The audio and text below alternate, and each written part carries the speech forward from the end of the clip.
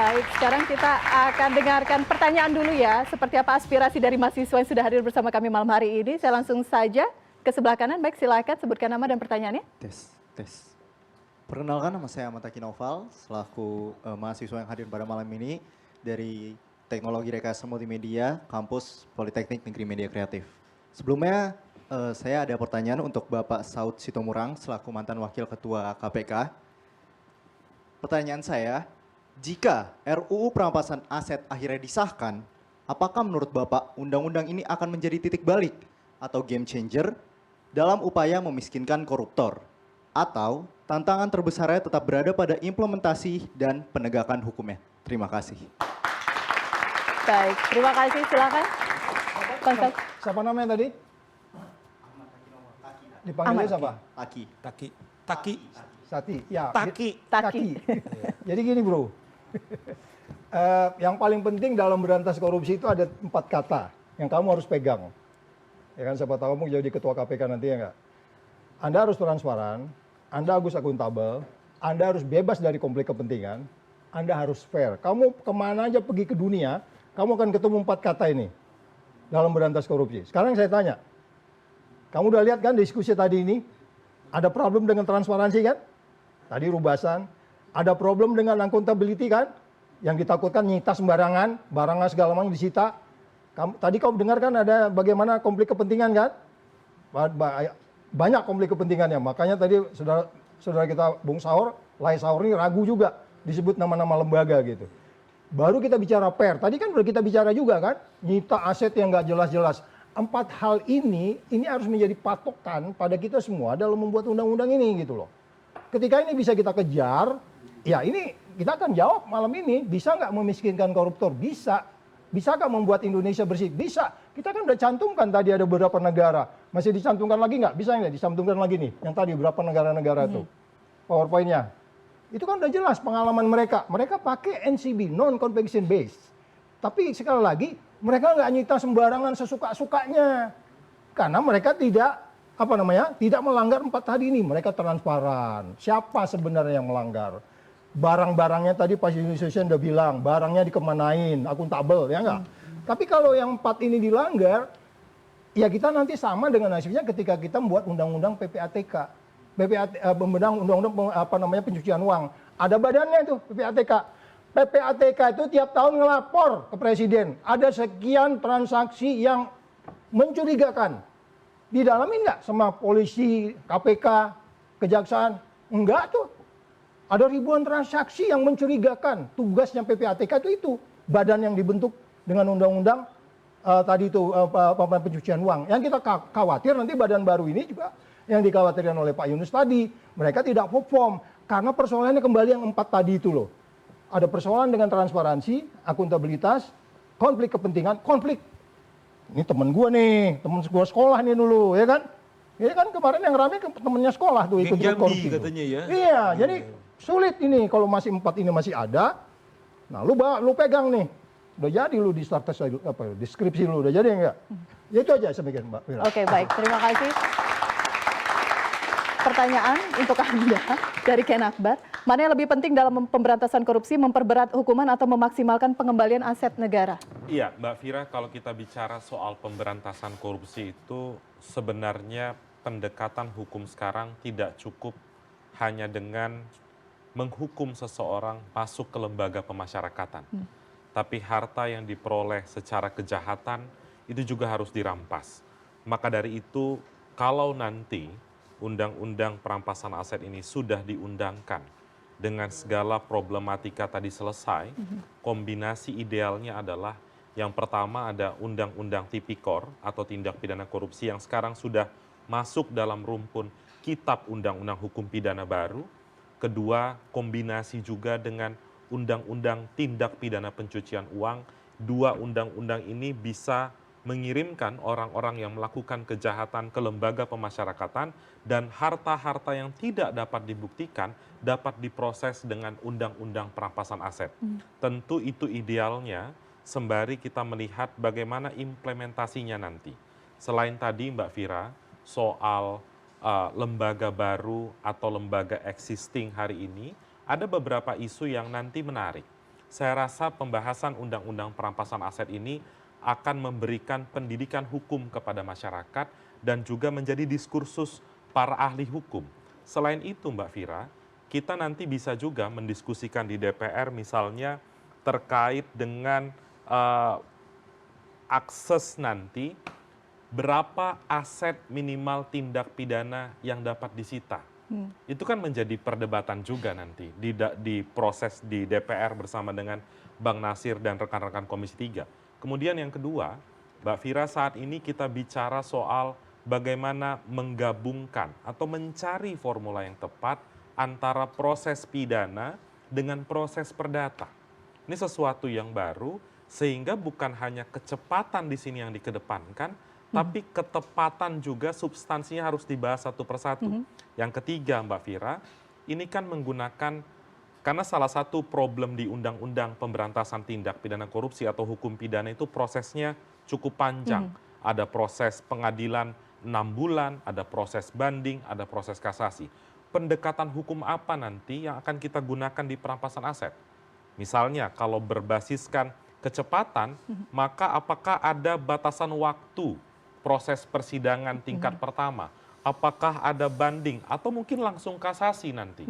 Hal-hal itu yang saya rasa harus dibahas oleh Bang Nasir Jamil, tadi mengedepankan soal partisipasi bermakna, dan itu juga menjadi komitmen dari Presiden saat nanti mengirimkan perwakilan menteri-menteri yang akan membahas di DPR nanti. Jadi kepentingan pemerintah adalah memastikan dukungan Presiden terhadap pengusutan tindak pidana ekonomi. Perampasan aset itu kan tidak hanya korupsi saja, tapi tindak pidana ekonomi dapat maksimal dan bisa memastikan ada aspek keadilan, fairness yang tadi disinggung oleh Pak Saud, fairness bagi publik, fairness bagi pihak-pihak yang nanti berperkara terkait dengan undang-undang perampasan aset, dan pengawasan eksternal terkait dengan proses hukum tersebut bisa memenuhi rasa keadilan di tengah masyarakat. Baik, waktu kita sudah habis, Bapak-Bapak, saya akan berikan closing statement. Saya ke yang bergabung melalui Zoom terlebih dahulu, saya ke Pak Yunus terlebih dahulu. Pertanyaannya sekaligus sebagai closing statement ya Pak ya, apakah kemudian rancangan Undang-Undang Perampasan Aset ini bisa menjadi game changer dalam upaya pemberantasan korupsi di Indonesia? Kalau memberantas korupsi, insya Allah bisa. Tapi kalau istilah memiskinkan koruptor itu istilah yang tidak pas. Koruptor bisa sudah kaya, lalu dia korupsi. Yang dirampas hasil korupsinya. Kalau dia sudah kaya dari awal, sudah sah sumbernya, nggak perlu dimiskinkan. Jadi istilah memiskinkan koruptor itu tidak tepat ya. Merampas hasil korupsi tepat, hasil kejahatan tepat. Makanya namanya asset recovery, bukan memiskinkan orangnya ya. Jadi bisa merampas hasil korupsi untuk aset recovery, bukan untuk memiskinkan mereka. Itu, makasih. Oke, baik. Terima kasih Pak Yunus. Saya ke Bang Nasir untuk closing statement. Silakan Bang. Iya, selama ini memang lewat mekanisme hukum atau putusan pengadilan sering sekali perampasan aset itu tidak efektif. Oleh karena itu dalam rancangan undang-undang ini sangat memungkinkan bahwa aset yang diambil itu tanpa lewat putusan pengadilan dalam kasus pidana. Oleh karena itu dibutuhkan kehati-hatian. Bahkan ada wacana juga nanti ini akan berlaku surut. Ya, dan itu oleh karena itu sekali lagi kami berusaha agar lebih hati-hati ya, sehingga kemudian rancangan undang-undang ini sangat penting bagi negara untuk mewujudkan apa yang disebut dengan pemerintahan yang bersih dan berwibawa. Baik, terima kasih Bang Nasir. Pak Suwandi, closing statement. Ya, jadi mengenai RUU perampasan aset, tentunya kita semuanya sepakat bahwa itu perlu diundangkan, ya. Dan ini adalah sarana sebenarnya komplementer instrumen terhadap undang-undang tipikor yang sudah ada. Jadi ini bukan primary instrument, ini adalah komplementer. Jika seseorang misalnya pelaku kejahatan tidak bisa dibawa ke pengadilan, ya apakah dia kabur, apakah dia sakit berat, atau tidak jelas di mana berada, maka ini adalah instrumen untuk merampas aset daripada si pelaku kejahatan. Ya, jadi ini harus selalu ditempatkan sebagai komplementer instrumen. Jadi kalau ada upaya hukum primer dan juga ada komplementer, tentu akan memaksimalkan pemulihan aset ya untuk dikontribusikan pada negara. Tapi dalam hal ini tentunya kita juga harus mempunyai rambu-rambu yang bisa mengawal ya RUU ini sehingga tidak terjadi abuse of power. Ya, justru itu saya ingin menyetir statement dari anggota Komisi 3 DPR dari fraksi Partai Demokrat, Pak Hinca Panjaitan, mengatakan bahwa negara bisa saja merampas aset koruptor, tapi jangan merampas hak-hak asasi warga negara.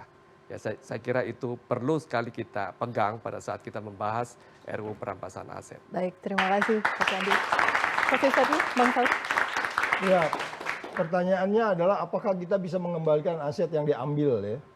Kalau Pak Yudus tadi nggak setuju dengan memiskinkan, kan memang by definition memang kita mengambil yang dikorupsi gitu ya. Kita bisa gitu. Tapi kita kan bicara hari ini Mbak Elvira ini. Kita bicara hari ini loh. Hari ini itu indeks persepsi korupsinya kan 34. Jauh sekali. Kelasnya itu kelasnya Nepal. Sama dengan Nepal 34 indeks persepsi korupsinya. Apa yang bisa kita simpulkan itu? Segala sesuatu bisa terjadi. Even undang-undang ini pun besok disahkan. Mas Jamil kerja 24 jam nih. Besok jadi sesuai dengan yang kita mintakan hari ini. NCB-nya jelas, pasalnya, penjelasannya jelas.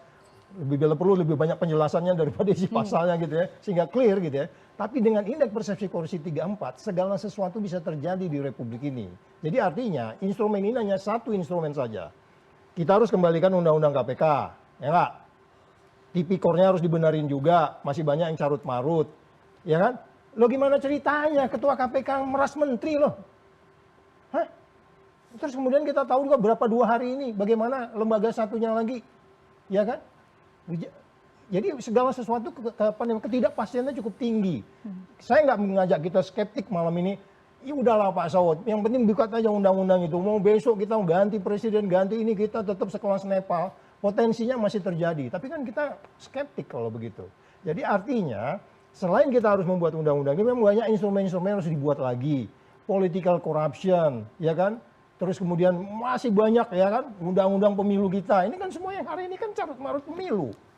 Ya kan? Terus Anda bilang MBG nggak ada kaitan dengan pemilu, ada juga. Nah, jadi maksud saya, jangan membuat kita, Pak Saud debat sampai jam sekian, undang-undang perampasan aset. IPK-nya tetap aja sekelas Nepal, ya jangan gitu, tapi kita terus berupaya, kira-kira gitu Mbak Elvira. Oke baik, terima kasih. Banyak catatannya dari Pak Saud tadi. Silakan Mas Kurnia. Iya, Mbak Elvira, salah satu komitmen politik Pak Prabowo sebelum menjadi presiden itu dituangkan di dalam Astacita terkait dengan memperkuat agenda pemberantasan korupsi. Dalam banyak pernyataan, pidato, beliau selalu menekankan itu. Dan hari ini, Presiden mendorong adanya perubahan paradigma penegakan hukum tindak pidana ekonomi melalui Undang-Undang Perampasan Aset. Dan banyak tindakan kebijakan pemerintah yang hari ini fokus pada anggaran-anggaran negara yang bocor selama ini. Misalnya ketika membentuk badan ekspor baru dengan tujuan ingin memastikan agar barang-barang yang keluar negeri itu harga-harganya bisa sesuai.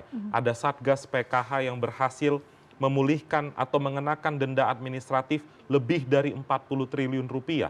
Dalam konteks tindak pidana ekonomi, tentu Presiden tidak menginginkan praktik-praktik kejahatan ini terus-menerus terjadi, pelakunya kabur ke luar negeri, sedangkan aset-aset hasil kejahatannya tampak jelas di mata penegakan hukum.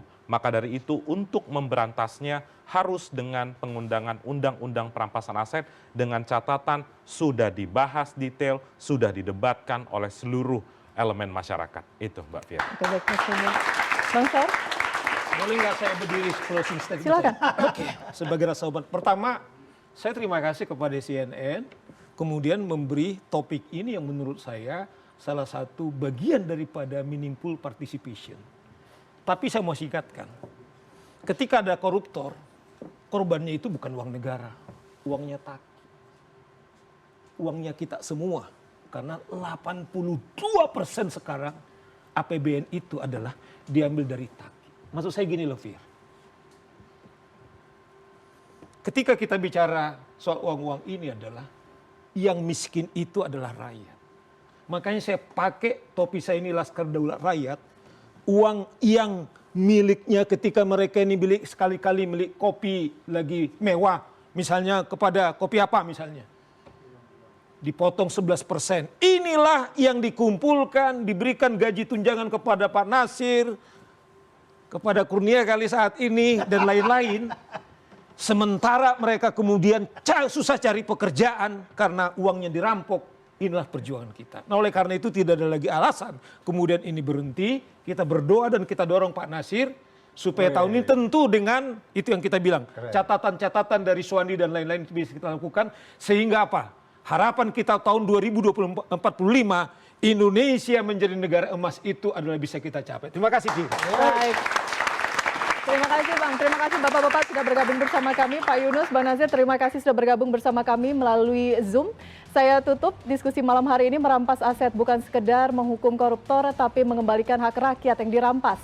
Sebab korupsi tidak hanya melahirkan kerugian negara, tetapi juga merampas kesejahteraan masyarakat. Saya Elvira Karunisa, kita jumpa lagi pekan depan di Head to Head with Elvira. Selamat malam.